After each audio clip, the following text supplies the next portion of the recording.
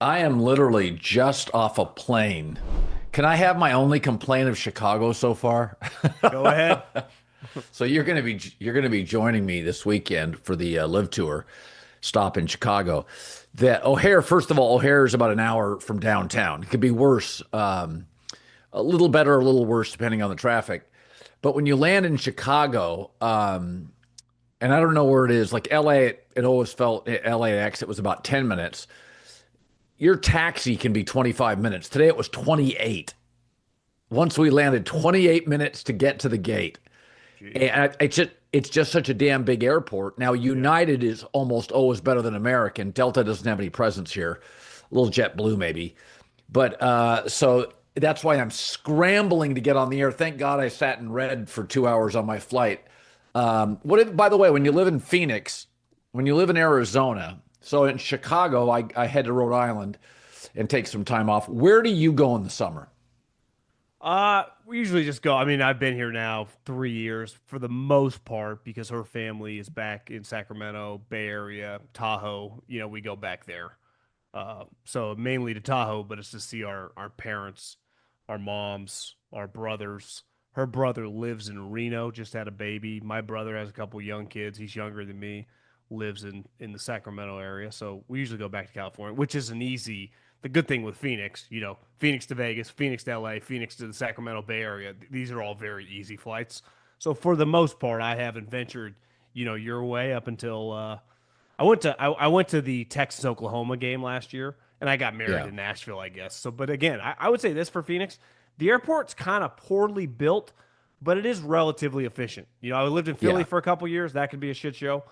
San Francisco can be just outrageous. Obviously, LAX, it just depends. And like you said about Chicago and Philly was like this.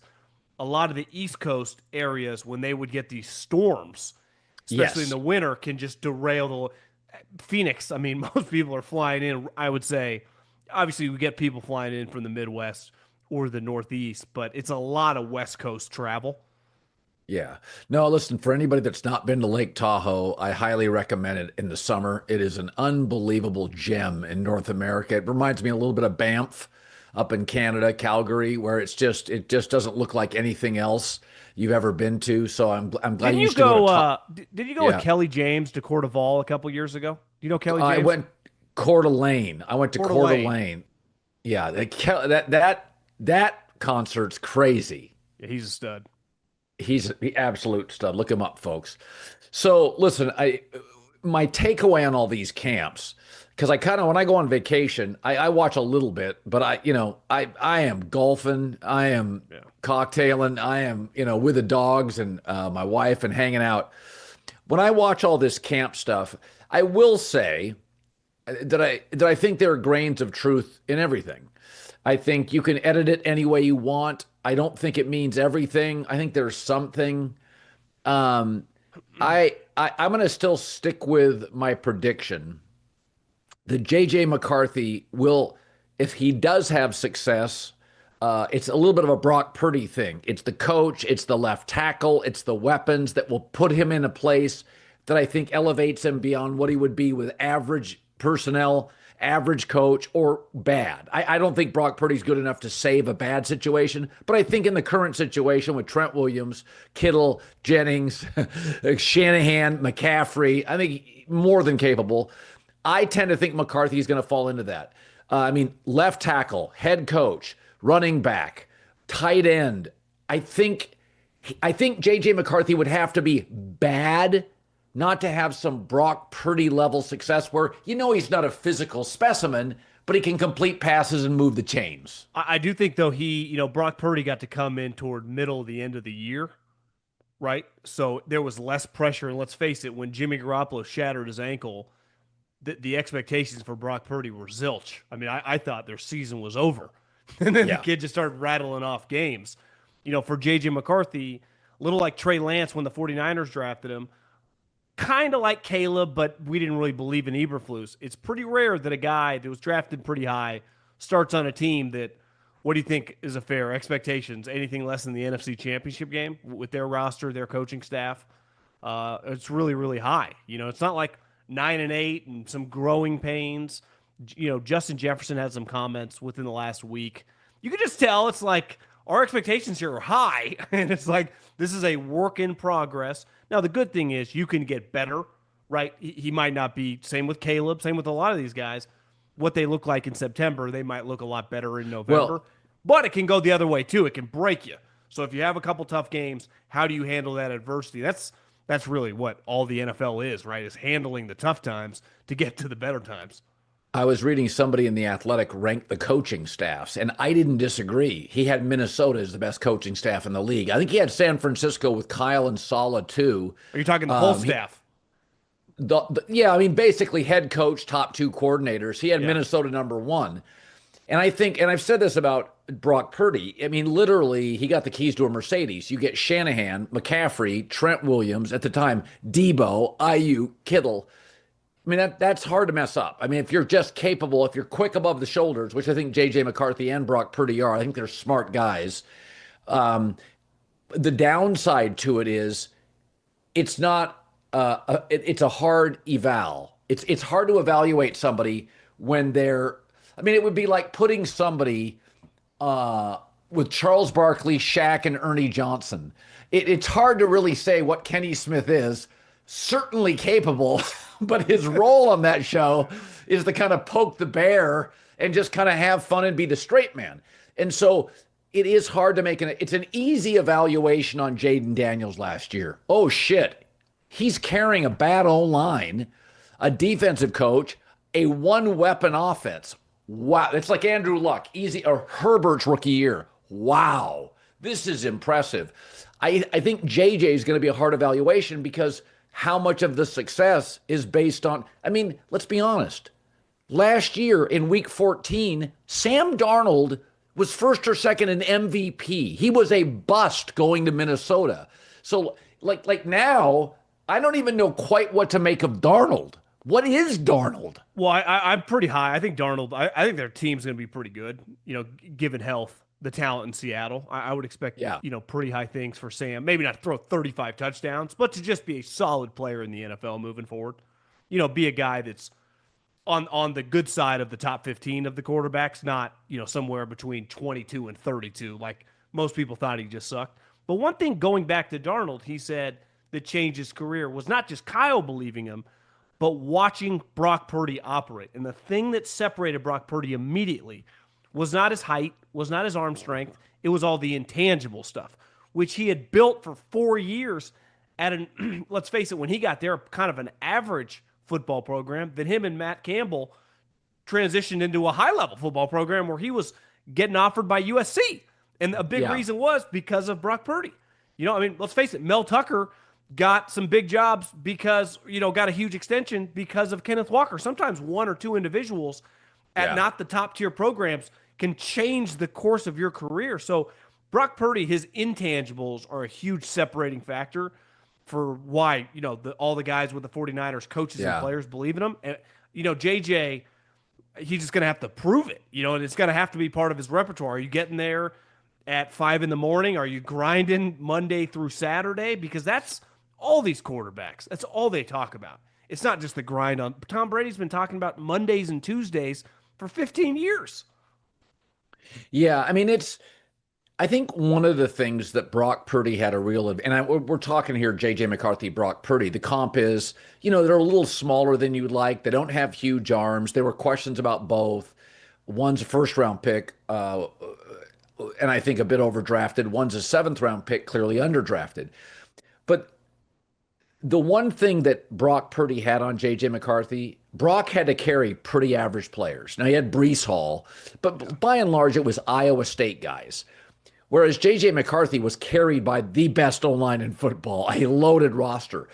And I've always said this, John, I've been saying this, I wrote about this in my first book. You would think it's very linear. USC should have 25 great NFL quarterbacks in the history of the NFL. They have one, Carson Palmer. Is that you would think LSU has 15 or Bama's got 12 and Ohio State has 14. They don't. Because it's an advantage in college to go to Cal, like Goff and Aaron Rodgers, or go to NC State, like Russell Wilson did for 3 years, or Phillip Rivers. because you don't throw to five-star receivers and you're always hurried, like Matt Ryan or Big Ben. Big Ben at Ohio State would have sat in that pocket for days. At Miami of Ohio, he had to be the playmaker. So the advantage Brock Purdy has is, dude, I'm carrying mostly average dudes, right? Like when you face Oklahoma, the 22 starters has 19 guys would start on Iowa State's roster.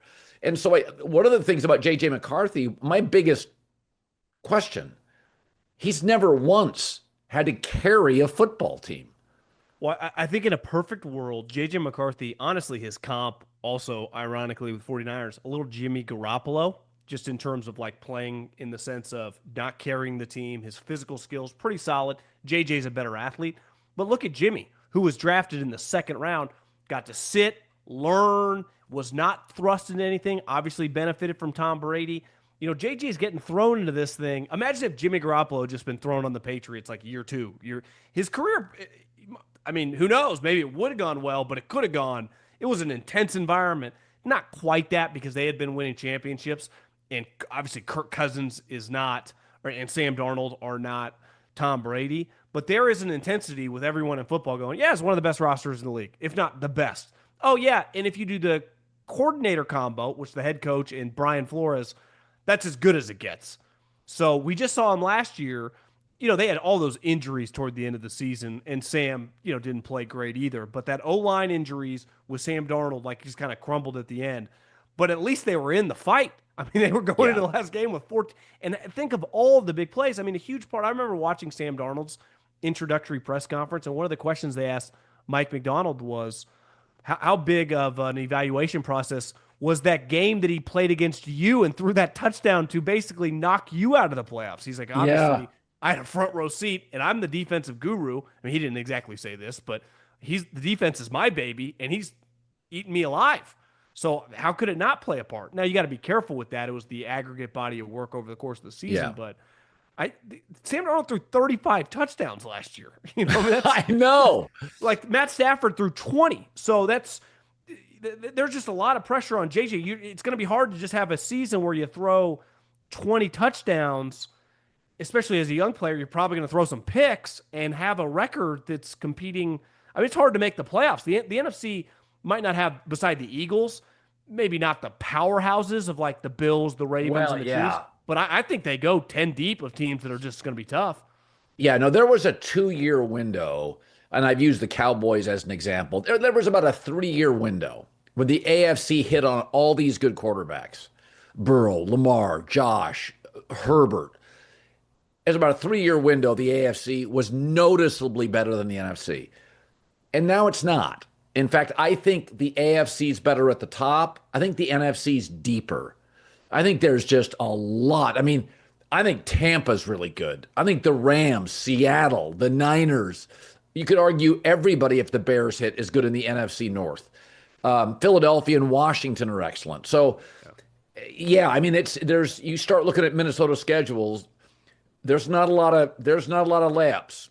There's not a lot of par threes. It's pretty rough. So I'm okay. And it's interesting because I like watching young quarterbacks. There's a lot in the NFL I know, and you and I know. Like, we know who the good coaches are. We know Buffalo's going to be good, and Baltimore and Kansas City. We just know that. We also know, like, for instance, even the things we don't know, we're pretty sure of. Vrabel in New England are going to be massively improved. Like, we kind of feel that. Sean Payton's got it rolling in Denver. Chargers will probably take another step up. Here's another team. The Raiders should be noticeably better just on staffing and quarterback play. But the two teams that we don't know a lot about and are Minnesota, we don't know McCarthy, and Chicago. And Chicago could go either way. So as I watched all these clips this weekend, in the last 4 or 5 days, my take is whatever, it's confirmation bias. I want Chicago to work. I live here. I know Caleb. I'd love to see the Bears to finally have a good offense. So I watch the clips and I think, oh, he's dynamic. But if you're not a Caleb Williams fan, you can see a lot of clips and go, this is not going to work. Where are you on what you've seen so far? I don't even think it's just clips. I think it goes back to the offseason when Ben Johnson's like, your body language sucks. The way you carry yourself and get off the ground is not good enough. And those are things that young coaches, first-time coordinators that become a head coach, especially offensive guys that can tend to be a little more cerebral, can be a little easier on guys. And I do have to wonder if the last couple of years watching Dan Campbell, again, and I've watched a lot of Ben Johnson's press conferences the last couple of weeks. He's not like he's trying to be Dan Campbell in terms of like in front of the mic, some super tough guy. But clearly the expectations and how hard he's canceled some, they've gone out and he's sent them back. Like, I was like, damn, this guy is not messing around. And it does feel centered around the quarterback that, again, based on a clip of watching him throw the ball into a net and not even come close, you're like, not great. Here's what we know, though. Historically, if you give a draft of 4 quarterbacks and a couple of them become high-end guys, we already know Jaden Daniels, even if he takes a little bit of a step back from the hype, he's a CJ stud. Stroud's really good player still, right? CJ had a down year. Yeah. Everyone would buy CJ Stroud stock moving forward. No different. Jaden Daniels a hit. Bo Nix, I just don't see how Denver is not going to be consistent for a while, and Bo Nix is going to be good. So we got 2 of the 6. Well, so and Drake May and Drake May with a real coach and $300 million in free agency. I mean, there were times last year, and that was a bad staff. There were times I watched Drake May and I thought, oh, I see the Herbert comp. Well, and you go worst case scenario, you're going to get with Vrabel the way he operates. Look at what he did with Tannehill. He can just create an environment. Maybe Drake May can become a bigger, more athletic, like Jimmy Garoppolo type. He's going to be okay. Even if he doesn't become Josh Allen or Herbert, he's going to be solid. So now we're down to 50%. So we got the other 3. Penix, I think Atlanta's kind of a weird place. Yeah. And I just, the owner thinks I'm kind of out. The Cousins thing's still around, even though he's a high character guy. It's just, I just don't buy into that organization. JJ, major question mark. Caleb, to me, is still a question mark with Ben Johnson. But my theory is this. You've talked a lot about this, that the clock on these guys, this isn't 1997 where most of these owners don't have big cash. They will pivot off guys in a moment's notice. I was in the car the other day and I was flipping around and I listened to NFL radio and Howie was on. They had like the NFL radio crew was going through and he's like, they were talking about the draft pick of Jalen Hurts. And he was like, we had just given Carson Wentz a huge contract the year before. And that was 7-8 years ago, maybe not that long ago, 2018-ish, right? It was after they, the year after they won the Super Bowl. Think how much more money is getting distributed now. What, they just give out $450 million? Well, what's that number going to be in 3 or 4 years? $600 million? These teams are not worried about whiffing on a guy. I mean, it's not an ideal situation to be in. But if Caleb, let's just say this year that it goes, I think Ben Johnson knows what he's doing, but they win 8 games. And it's not going to be Ben Johnson's fault. Like, he's not going anywhere. And all of a sudden, it would be an offseason. Do they go sign whoever the equivalent is of that $15, $20 million bridge quarterback and have an open competition? There is pressure on him this year, to me, to play well. Yeah. I mean, and playing well isn't just throwing up stats. You better be winning. Nothing says summer like long days, clutch plays, and firing off a few bets, all with DraftKings Sportsbook. As the season heats up, so do the bets. And DraftKings Sportsbook has you covered. Home run props, odds boosts, whether you're chasing dingers, jumping in mid-game bets are great. There's always action to be had. So if you've never bet on baseball before, it's really easy. Pick a guy to hit a home run. Hammer some live odds mid-game, or you can just ride with your team and hope for the best. No spreadsheets, just vibes and dingers. Here's something special for first-timers. New DraftKings customers, you know the rule. Bet $5 and get $150 in bonus bets instantly. So just download the DraftKings Sportsbook app. Please use the code. You got to use this code to get the deal. Colin, C-O-L-I-N. You get $150. Bonus bets, betting just $5. Only on DraftKings. The crown is yours. Yeah, 2 things to think about too. Detroit looked awful in the Hall of Fame game. They looked unorganized. So when Detroit pulls back this year, and the Hall of Fame game aside, we don't know. I mean, it's their threes, but yeah, I hear you. Yeah. But they did look disorganized. Let's say that Detroit looks like they miss Ben Johnson. That will empower Ben Johnson. So if Caleb struggles and Detroit pulls back, people will say, it's not Ben Johnson. Like, Detroit's this powerhouse. Detroit's been the most discussed offense in the league because of how creative they were. If Detroit pulls back, we think they will. The division's better, and we don't think Ben Johnson's fill-in's Ben Johnson, then all of a sudden it empowers Ben more. And then if Caleb struggles, it just, and there's already questions. And also, Caleb is talented enough that even if he didn't work with Ben, it wouldn't be a disaster. I doubt very seriously. He'd make plays. Yeah. And you could, and my take is over the next 2 years, you could move him and get a good pick. Like Caleb's the kind of guy that he'll have enough tape. Like you can look at Bryce Young and just say he's too small. He's not going to last. It doesn't. Caleb's thick, big arm moves. I mean, Carson Wentz kept getting opportunities. Like Caleb's the kind of guy that Chicago could move off, and if they didn't go well, Ben's not taking the heat, and you could get something for Caleb. I mean, Jesus, especially with guys like Darnold and Baker Mayfield and Geno Smith being reborn. Yeah, and we're a long way away from that. I'm not even saying no, I'm not either. Like this thing's a disaster, but like to me, they can't go 7 or 8 wins. You know, Dennis Allen's a good defensive coordinator. Their defense is going to be solid, and they're going to be in closer games. I mean, last year, as the thing fell apart, it felt like every game was 20 to 30 to nothing at halftime. It was a joke. Yeah. And then the second half was, to me, I couldn't even judge any of his throws because they were completely meaningless. I'm with you. His physical, he can move. He's got a big arm. He definitely can play make.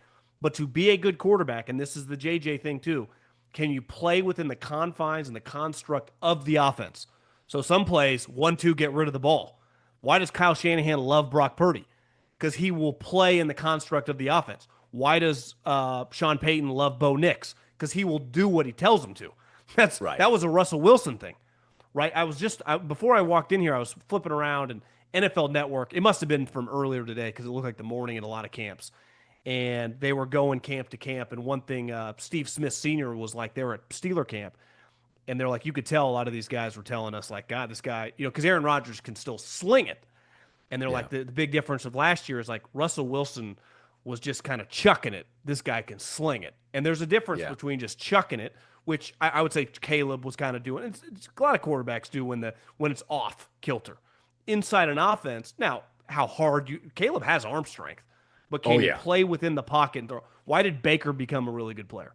Because the offense, he started operating in it. He's got a good arm. He's on time. He gets rid of the ball. He can move too, but like a lot of his stuff, like playmaker within the pocket.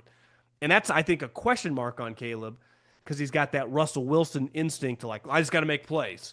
It's like you got to stay in there. That's what Ben Johnson built a powerhouse offense really by, sitting in the pocket and getting rid of the ball fast. Yep. No, and this is something to note. I think we talked about this last time. There are not that many head coaches who are gifted play designers and play callers. Andy Reid is, Sean Payton is, Shanahan is. But most head coaches, Jimmy Johnson's a legendary CEO. Yeah. I mean, that's what Jimmy was. Pete Carroll is a CEO. Mike Tomlin's more of a CEO. A lot of the great coaches are. Harbaugh brothers are. Bill Parcells was.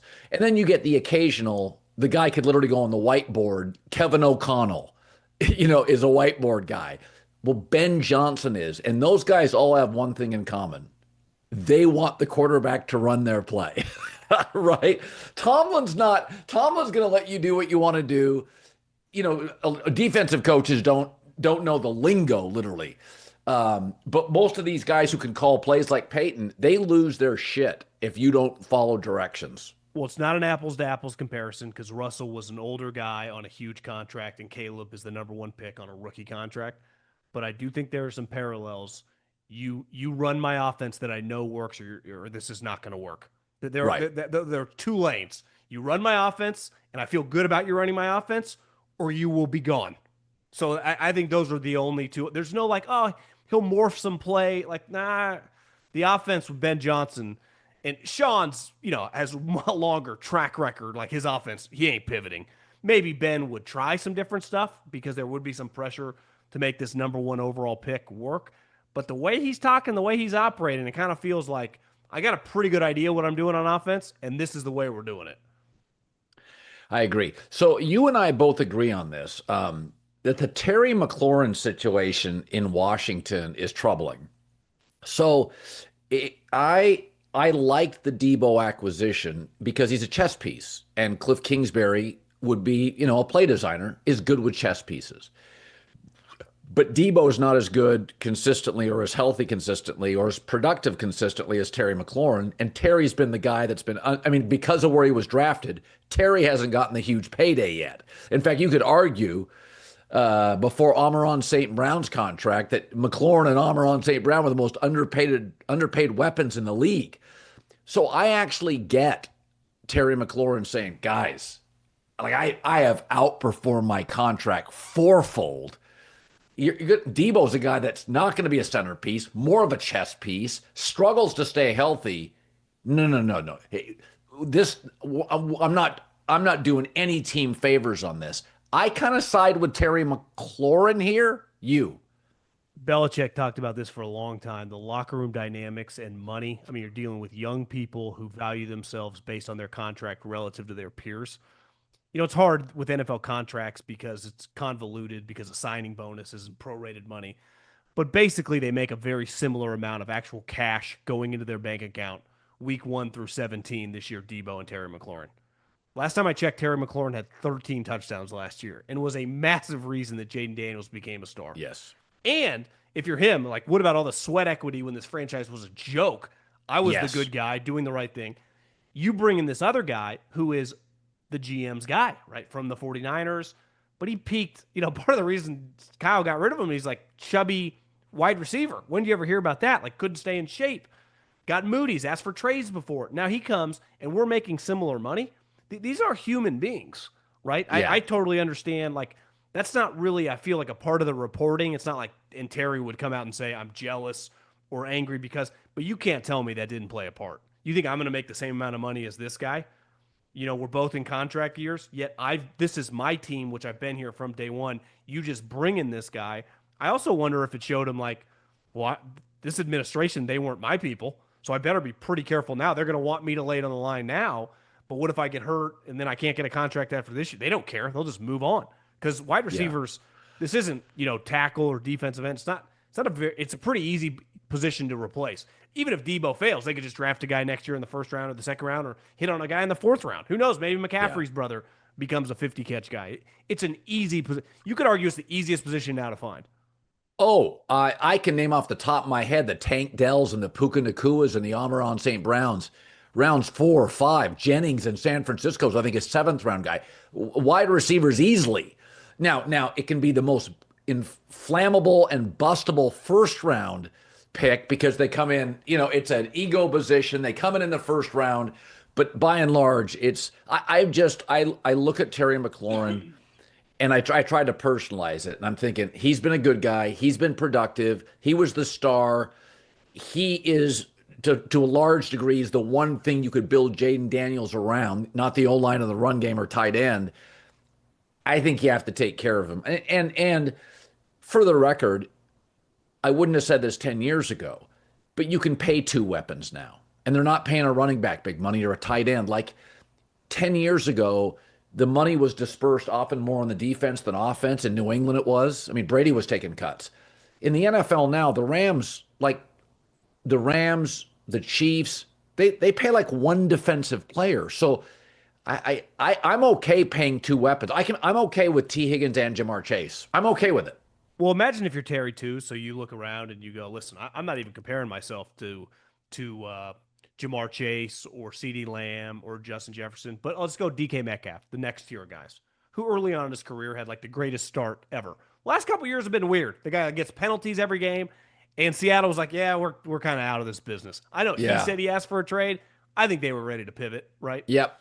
And he goes, "Well, he just gets $150 million and $70 million in guaranteed." And he's a question mark of like, can you corral this guy? He's like a better version of some of these crazy guys. I am everything you would want. Character, check all these boxes, and I produce. And I can't get, you guys won't even offer me anything. So they want him, and it's the NFL, it's cutthroat. I totally understand it, but I think they want him just to play this season on the $15 million and then evaluate after that. Now, this isn't the NBA. Right? When these guys ask for trades, like you don't just, he's gone. Like that's not how they're going to operate. Right. And I think these guys know now that they'll get fined and they can't take them back. So they show up so they don't get $50,000 a day. But Yeah, they don't really have to do anything, but is it worth having this guy who's kind of the heartbeat of your one of the heartbeats of your Oh, team, no team captain, question. Yeah. being mad and in a weird mood? Like the expectations for Washington, this is why it's hard. And all these coaches say what happened last year is kind of irrelevant this year because guys want to get paid, guys got injured, some guys are gone. Like every team is, they had nothing but good vibes last And year. Now this year, it's like, yeah, no, and the other thing is this is not the NBA where it's hard to name a player whose career was ended because of an injury. It's the same in baseball. Outside of pitchers and arms, I mean, baseball careers can last forever. In yeah, football, it's just one shot to the knee and you're not the same wide receiver. So like I get the psychology of McLaurin's like, bro, I take hits at practice. Like we can all name 10 pro football careers that have been ended early because of injuries. It doesn't happen in basketball and baseball or hockey as much. So I get McLaurin's there's a certain insecurity about football players. I get I why they want to get paid. totally, and I think they see it at training camp, and we're numb to it as fans, and coaches and GMs don't care. But you see guys every single day. So and so shattered his leg. So and so ripped his Achilles. A lot of times it's like the 75th man, so no one cares. Those players are standing there writing that drill and see the cart come out, and they knew that guy. Hell, it might be their buddy. They might have been eating lunch with him. He was on the practice squad. They've been hanging out with him for a couple years. They see that cart leaving with his helmet. They go, his career could be over. And then a couple Over. days later, he's waived injured. And so for every time that we see, well, and because I always say this, most good players see the majority of their contract. Like Russell Wilson is kind of an outlier. If you look at the landscape of the league, all the top players, because we haven't had catastrophic injury to a lot of the top players in recent years, they're seeing the guaranteed money and the non-guaranteed money of their contract. But it's just I wouldn't take that risk if I were any of these guys either because all it takes is one guy falling into you and your career's done. Or you're just never the same and all of a sudden you go from a $20 million player to a veteran minimum guy. So I don't feel the same with Micah Parsons, who has a year left on the contract. He's been noisier. He's been less consistent. I think Terry McLaurin is, there's an argument, the most underpaid player in the league via vis-a-vis production. Micah Parsons is a very good player. I talked about this a year ago. I was team trade Micah Parsons. Just forget the rest of the league, forget the rest of the NFC. To catch up to Philadelphia, you need about four more really good players. And Micah could have fetched you probably a first and a third, and maybe a fifth. I mean, who knows? Edge rushers. I think Micah, because he's on the, if Micah played for the Jacksonville Jaguars, I don't think he would be discussed as often as he is. I think he's really, really good. He's not Myles Garrett. I don't think he's Max Crosby.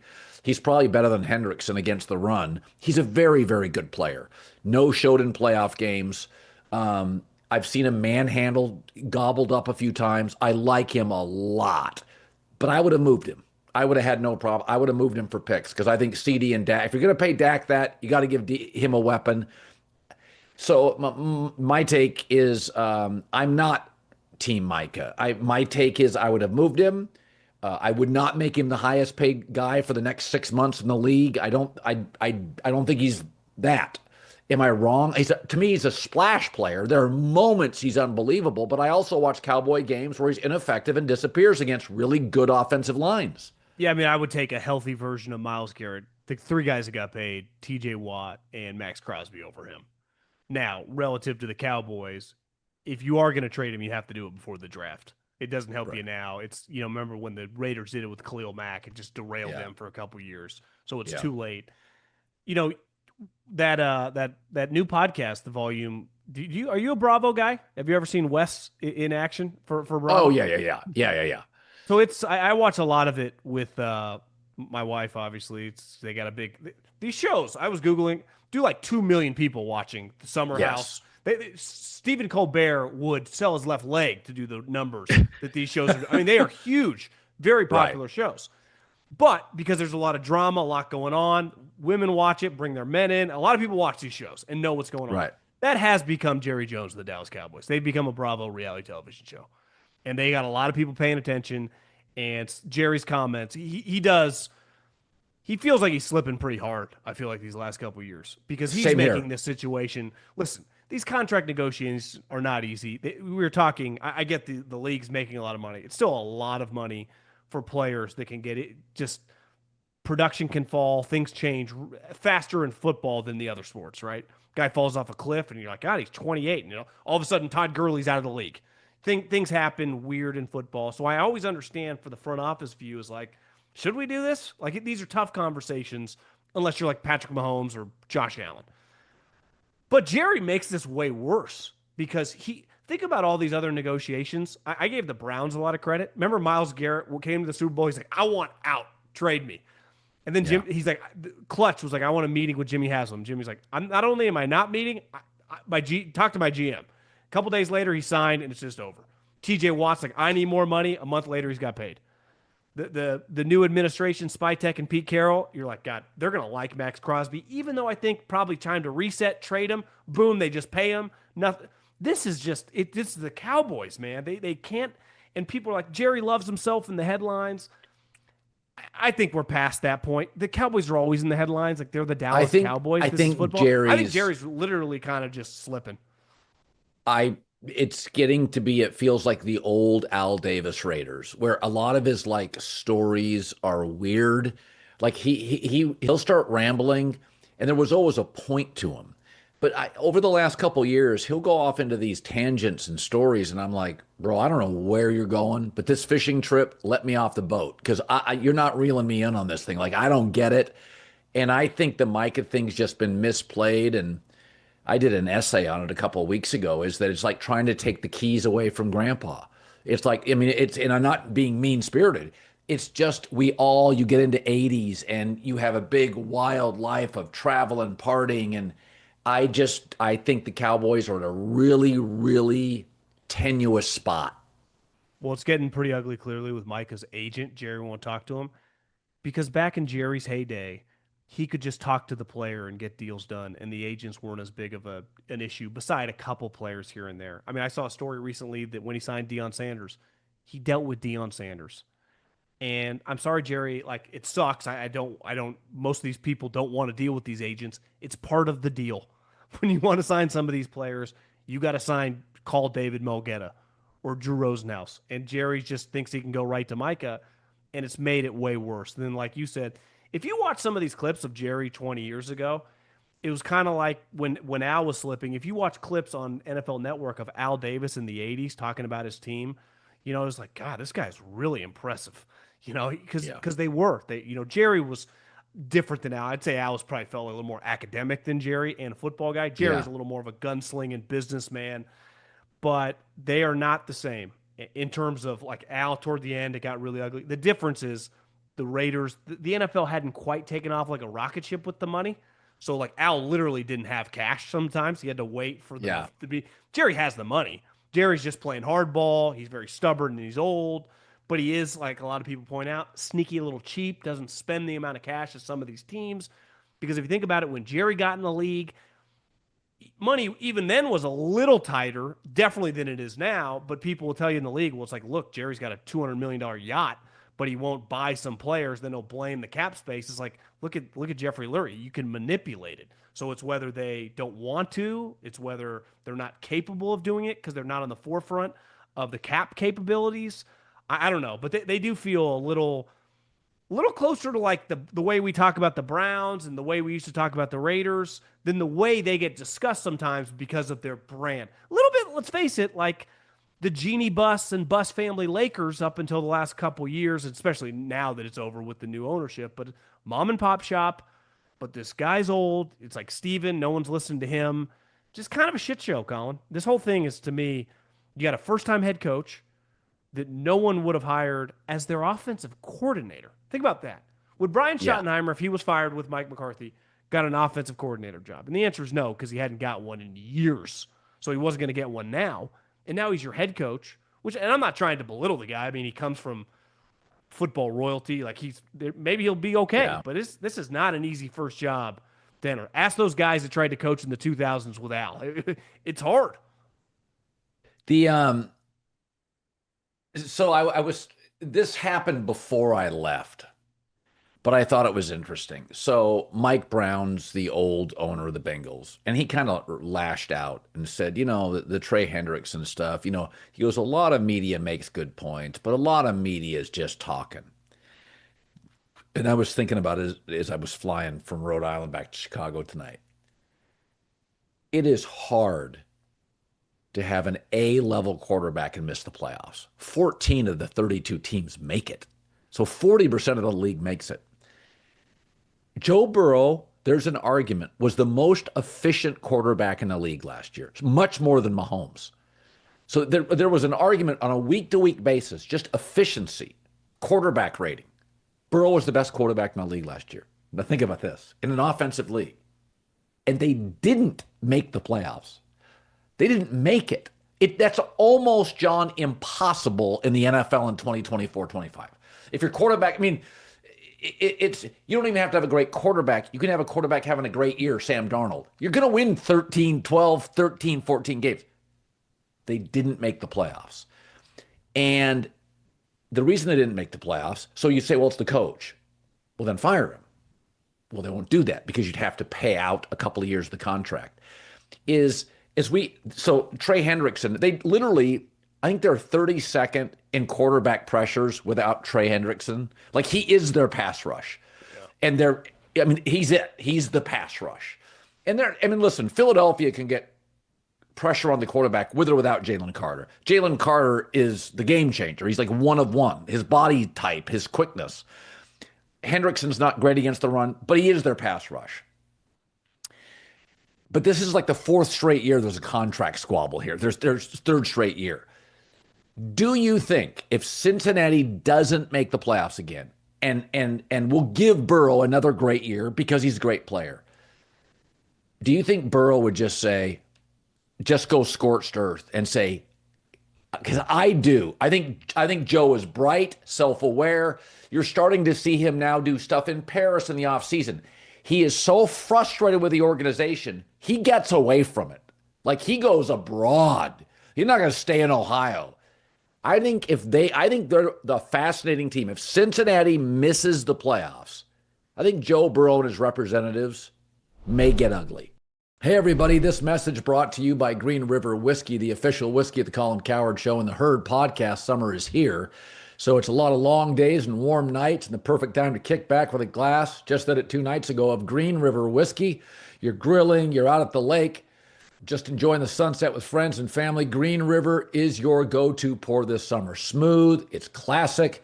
It's got a story that goes back over a century. Find Green River near you at greenriverwhiskey.com. That's it, greenriverwhiskey.com. Here's to Green River Whiskey, being sure to raise your spirits this summer. The problem is we've seen how Mike Brown operates in that scenario. He just tells you to kick rocks. He did it with Carson Palmer. He's done it this offseason. He's done it in years past. I think they like the Bears last year. It's like, you should have fired Eberflus. You could have hired Mike Vrabel, and you're probably a playoff team. And Caleb, we're not even talking about him. He's just solid, right? Just would have worked. And this offseason, the Chargers went through this forever. It's like Anthony Lynn, Mike McCoy, Brandon Staley. Just hire a real coach. What did they finally do? Jim Harbaugh. Who does everyone bought stock in for the last 2 years? The Chargers. Why? Because they got a real coach. And this is a team. Imagine if they had fired Zach Taylor last year.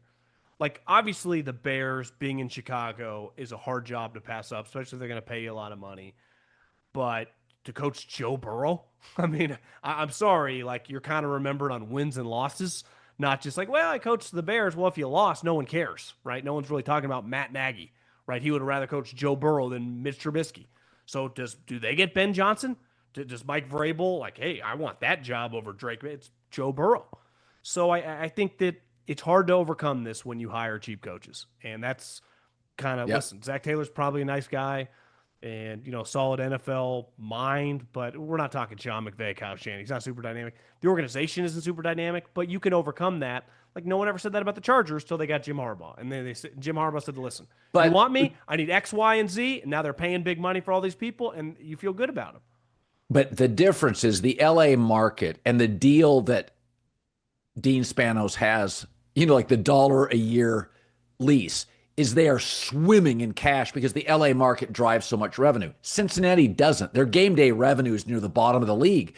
So Brown won't pay 15 million for a coach and 24 million for a staff.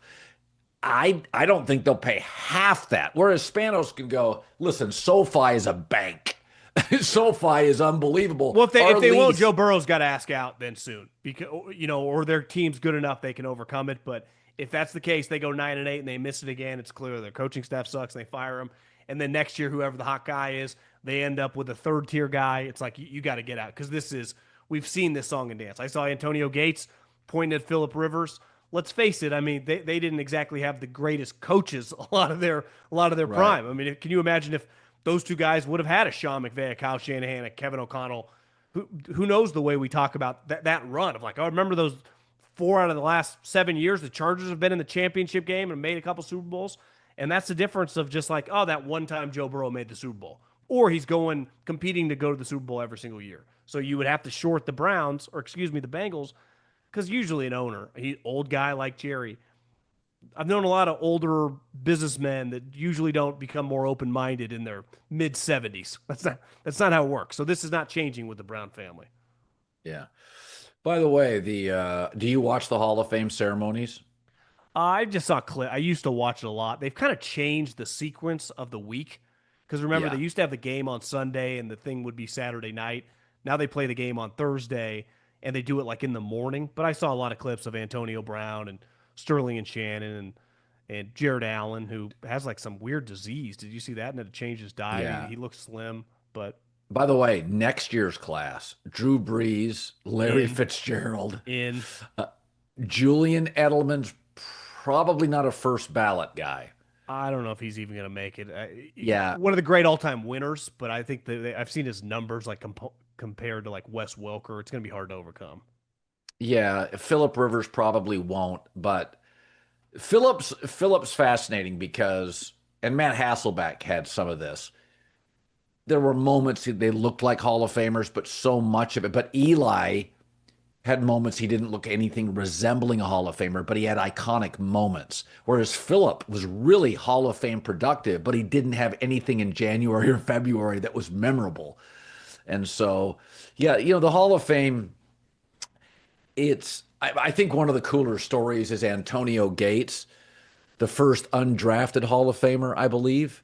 That there was a story that Philip Rivers was talking about it for those who didn't see it, where Philip basically said Antonio Gates in the playbook, no matter what the play was, if Antonio Gates was covered one on one, that go to Antonio Gates usurped any other play.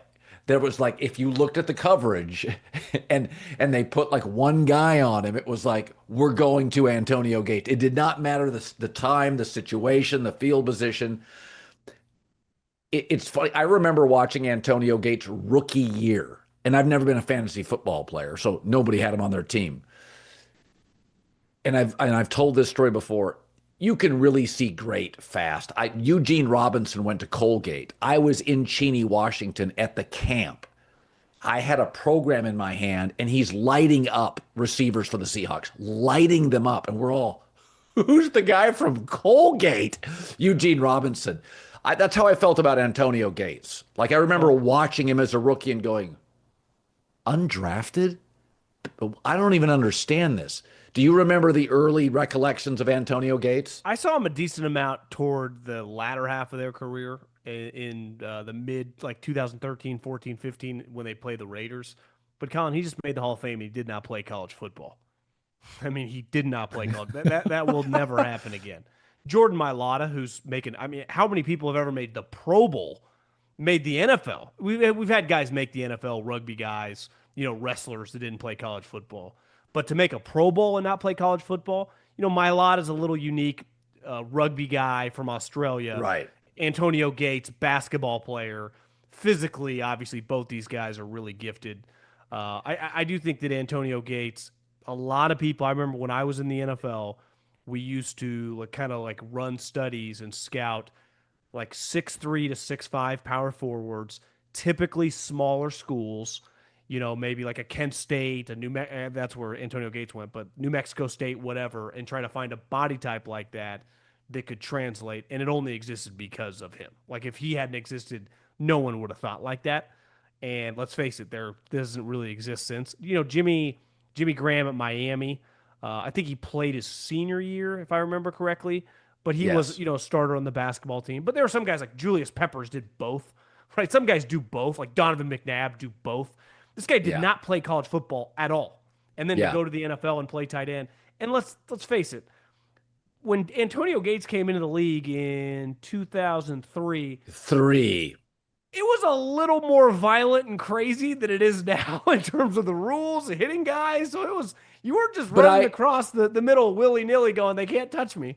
No, but I do remember the 2004 season is when he really popped because he came in as like a third or fourth string guy. But I've always been a Charger fan. So back Dan Fouts. So like if you're a West Coast guy, you were always a Charger fan. The Wes Chandler, John Jefferson, Dan Fouts, Chuck Muncie, they're great offensive lines. So I've always watched I've been kind of a Charger fan. And I think everybody in the West Coast was because of the uniforms, the way they play. They were always great offensively. It just didn't matter. Herbert, Phillip Rivers, Fouts, they've been good offense, like Oregon football. They've always been fun offensively. And I can remember the 2004 season when he was like had a dozen touchdowns and people started saying undrafted. And you're like, and then you started, that's again, it's 20 some years ago. But I think I looked at drafting different. When I saw Antonio Gates in 2004, 2005, it really does make you realize what a crapshoot this league is. Half the players that are playing in this league, it's like 40% are undrafted that are on rosters right now. And that's one of the things about football that I think is so incredibly relatable. In the NBA draft, you get to like 16th pick, you're out of players. Yeah. Major League Baseball, you have 40 rounds. You can do 40 rounds of drafting, but most of your great players are the first 2 or 3 rounds. What's remarkable, the best player ever is Tom Brady's a 6-rounder. You and I could write, if we went back and forth for the next 10 minutes, we could name great players from the 3rd round on. Every fan could. You could name Easily. 50 of them. And I think Antonio Gates, if you go back to his career, it really does. I mean, Joe Montana, I think, was a 3rd round pick. You have Brady 6th, Kurt Warner and Romo undrafted, Brock Purdy 7th.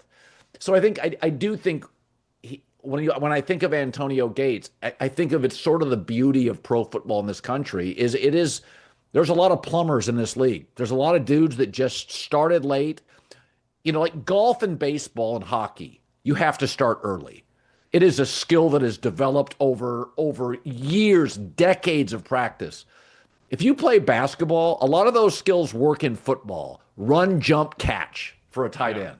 Well, it's why you find people in both if they hit the genetic. You got to have the special genetics to make the pros, but you can find football players. A guy that I played in high school. I skipped it to play basketball at a small school, and then I made the Hall of Fame in the NFL. One thing I learned going to camps, once I left the NFL and started doing this and look at it more from from talking about it and the way fans think, you realize I don't waste much time when I was going to camps and specifically doing the Niners and Raiders stuff, like talking about the 4th, 5th, 6th, 7th rounders, because every single year those guys get cut and get beat out by undrafted free agents. Hell, the 2nd rounders a lot of times, they don't get cut, but they are lower on the depth chart than the 6th rounder at their same position because he was better. Yep. And 2 years later, that 6th rounder is starting.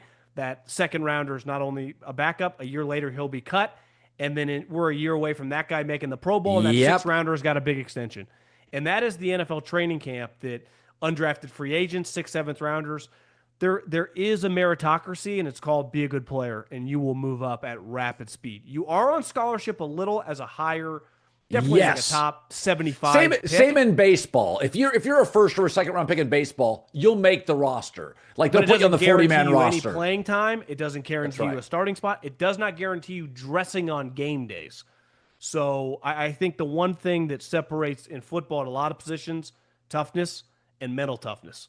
Because physically, I think Jimmy Johnson always had the thing is fatigue makes cowards of us all. As you get tired, you stop thinking. So the guys that can think as they're tired truly separate in football. Training camp, all these camps, it's hot. They're throwing, for a lot of these guys that come from some of these offenses and defenses in college, this isn't, most guys aren't running Nick Saban's scheme. It's semi-basic at a lot of these colleges. So they get there, it's intense, and these coaches do not lay off the gas pedal on you. So a lot of guys, it's not they're physically they can't play in the NFL. It's mentally it's too much, and they don't know what's going on. And then it impacts physically because they start playing slow. It's like you're gonna get we can't put you on the field, and then they just start getting lapped because the 6 rounder.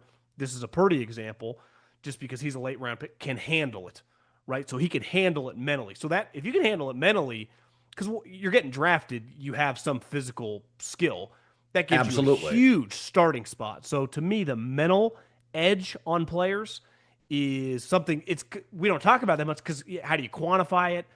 Coaches always say like this guy's smart, but what does that really mean? It means a lot. I remember assistant coaches used to tell me it's so easy for everyone in the scouting department to go, hey, listen, this guy's got all the skills. He's an idiot, not even a great guy, but coach him up. And then he's like, we draft him, and then you guys just hang out in the cafeteria like, how's it going, coach? And I have to deal with him every day. And he's got no clue what's going on.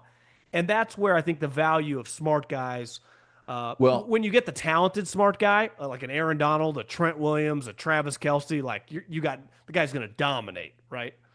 Yeah, I also think, basketball increasingly in my life has become positionless. Like LeBron could play point, 2, 3, or 4 in his prime, right? Like it's become, Jokic is the best passing big man, since maybe Bill Walton. Couldn't He's LeBron their play best. center in 2025? Jokic is a point center. That didn't exist 10 years ago. Nobody talked about point centers. But football is position specific. Guards can't play tight end. Tom Brady could play one position. That is it. And he's the greatest player in the history of the league. Lawrence Taylor could maybe have played tight end. He's the best defensive player. But Reggie White, again, probably wouldn't have been a great offensive tackle. He's the best defensive tackle of all time.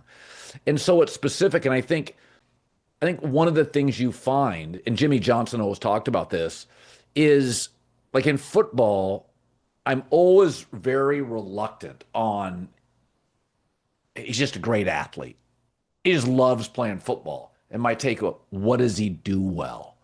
Like it's not positionless. It's like baseball to a large degree. You can be a utility infielder, but generally a first baseman's a third baseman with no range, right? A third baseman needs range and more athletic ability. That's why Mark McGwire ends over like a DH, or he can play first base. The center fielder and the shortstop are your great athletes.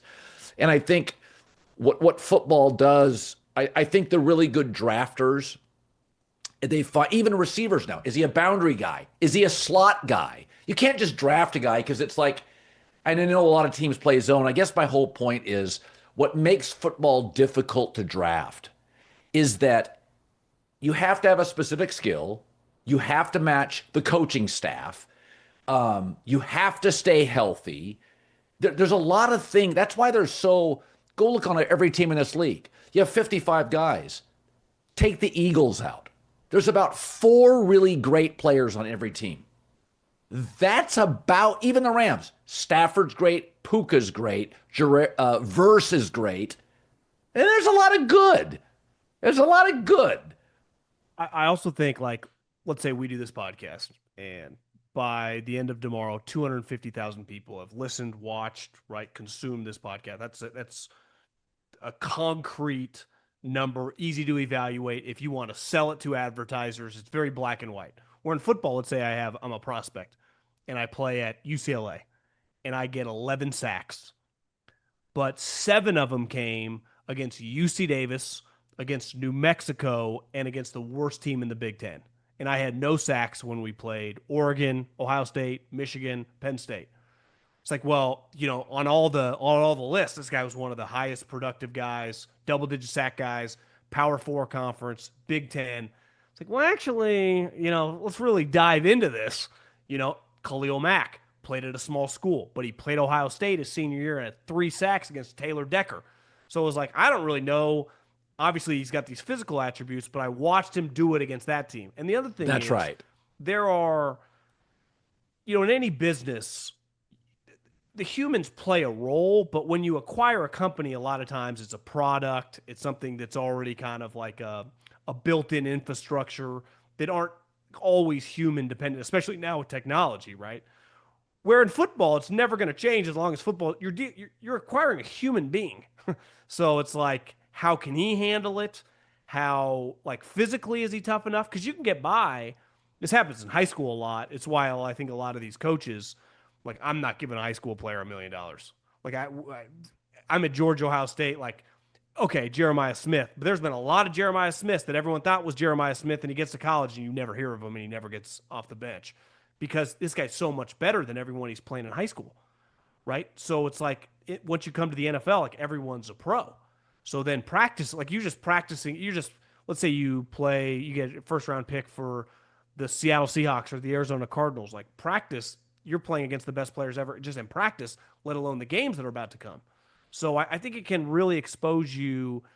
This is why drafting is so difficult because you're dealing with humans with all these variables that, unlike all these other industries, Jimmy Haslam gave a big press conference like earlier this week, and he even said, like, in all my other industries, like if I want to hire a guy, I can just hire him. If something's going wrong, it's very easy to figure out what. A lot of unknowns in this business. Like, was it the play call? Is this guy dumb? Is this guy not fast enough? You just don't know. Like the industry we're in, it's pretty black and white. I'd say football has the most variables, even of all the sports. Yeah, I mean, remember the kid from Clemson, Simmons, that got drafted a few years ago? I think Steve Keim drafted him. Isaiah, and the tall kind of hybrid linebacker safety. And he was just like, holy God, he was a playmaker. And then he goes to the pros, and you're like, what is he? Yet, Honey Badger, who wasn't fast enough to be a lockdown corner, Honey Badger had what is he exactly? But his instincts were so insane that Honey Badger becomes a great player, and Simmons, I always feel like, left too much on the cutting room floor. There's just not enough. And I think those are two great players where a lot of people, because of the drug stuff with Honey Badger, were off him. And I remember hearing from a assistant coach at LSU who said he is the most instinctive player I've ever seen. I remember watching LSU games with him. If there was a fumble, he was on it. He was literally by any turnover, any tackle. And I'm like, Jesus, this kid couldn't. And so Steve Keim told me that. He goes, we thought he had the best instincts we'd ever seen. So, but Simmons came in and it felt a little bit of, not positionless, but you weren't quite sure. And I always felt he disappointed me.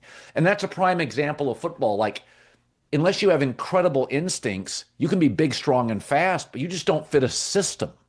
Well, think about this. It's a little dated because he got kicked out of LSU for weed. But at the time, it was a big deal. He got kicked off the program. He did not play his junior year. Thought about coming back, remember, and then he goes pro.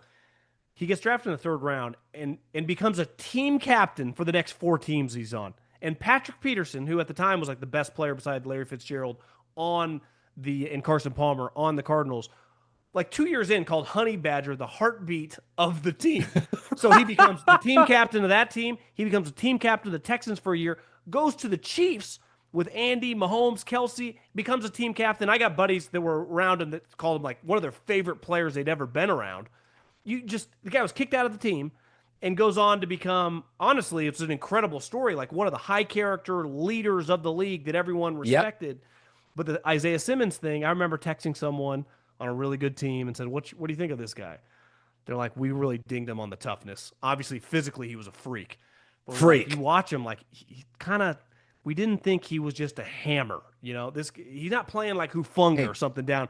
And that's hard to play when you're like this hybrid. Hufanga was this hybrid guy. What will Hufanga do? He will kill you. Yes. Why do coaches like Hufanga? Because like there's a physicality when you're in space. You're either going to be, you better be a lockdown guy, or you kind of got to have a little Cam Chancellor to you, to play in that roaming hybrid linebacker safety position. Think about Chase Young. I would have bet any amount of money. 10-year All-Pro. Where'd he go? I mean, Max Crosby is what we thought Chase Young would be. Clowney. So, again, a Clowney, a guy that some of these guys are so big in high school, like they just engulf players. They get a 5-star. They go to a big school. They're surrounded by other great players, and they are splash players. Clowney made highlight plays at South Carolina. He's a splash player. But they're physically, they grow up faster than other kids. They're unblockable. The Andy Katzenmoyer, legendary, like one of the best high school players ever. They're just too big to guard. And then they go to college, and they're still really good college players, but they're surrounded by five-star guys and really good guys. So they get, singularly blocked, and they have some splash plays. But and then they go to I thought Najee Harris, who was when I was living in the Bay Area, was I think the number one high school recruit, definitely he in the state of was. California. Harbaugh wanted him bad. Obviously, Saban ended up getting him. He didn't really play at a high level till his senior year in high school. I remember texting someone around the program. They're like, "Well, he kind of looked like a college guy at 16 years old." Yes. And Yeah. I think Harbaugh. I thought it was a little bit of an overpay. Obviously, he had the Fourth of July incident. But why did Harbaugh sign him? Because he's loved him since, when he tried to sign him at Michigan. I think a lot of you talk to some other people around the league, they're like, Najee Harris, not our cup of tea. But Najee Harris is a good example of in high school, Najee Harris was a grown man playing Yep. against high school kids. And that's why he went to Alabama. Yep. Sorry to interrupt this great video, but please remember to like and subscribe. Thank you. Now back to the video. All right, John Middlekauff and I for an hour. We're getting very close. We are getting very, very close to the football season. And I'll kind of tell you, John, I have played 11 rounds of golf this summer. That's setting a new record for me. And for years and years, my wife would always say, you got to find a hobby. What are you going to do? You're 60. You got to find a hobby at some point. And I'm like, I told her this weekend, I said, I was going to learn French. I was going to learn another language. I was going to get into drawing, kind of stick figure drawing. I was going to take a drawing class. And I said, you know what I learned about myself? My hobby has to be moving. I got to be moving. And this weekend I said, I love golf. I love playing golf. I found my hobby. And so I think for the last 10 years, I've been looking for a hobby. My wife's just been joking over and over. She's like, you keep telling me you bought a wine store because you thought it was going to be wine, and then it was drawing, and then you were going to learn French. I'm not addicted, but I think about golf now. The minute I get on a plane to go and hang out, that's what I'm thinking about. I think it's got a lot of attributes that you would enjoy. One, you can have a cocktail while you're doing it outside, so in the sun. And I do think an underrated part, even if you're playing with someone you don't know that well, you can have really good conversations about a lot of different things. It is a very conversational. It's not, you got to get, if you want to work out, you probably got to do it separate of golf. I would not call it much of a physical activity if you're in the cart. Little walking, depend on the course. But to me, where the social element, because I'm with you, I love it. But I haven't played in 3 weeks. I don't need to. I'm not addicted in where I always got to be on the course. I use it as just a vehicle sometimes to get out. But it does bring a social element into my life that I could easily avoid, as I just go tunnel vision of work and my wife and not doing much. Yep. It gets me outside, gets you talking, and it's a couple cocktails usually involved. It's you rarely have a bad time, especially in the summer. You get a little sweat outside, enjoy yourself. Maybe a cocktail after too, like you pull into the clubhouse or the outside Oh my bar. God. Oh, Have a cold one. No, it's and I got my group of guys in Rhode Island, and I always understood why guys liked it. I just didn't have time for it. But I got to tell you, my whole life I've been looking for a hobby, and I found it. And I told my wife, and I told her this yesterday. I said, you've been laughing for years that I can't. My wife's like, your work's your hobby. You love podcasting. You love doing that. You like reading about sports. And I'm like, yeah, but I need something else. And exercise isn't a hobby; it's just exercise. No. And I found it. I'm just so that's the only extra hobby you need. That's sports and golf. That's your life. That's it. And my dogs. All right, buddy. Take it easy. See you soon.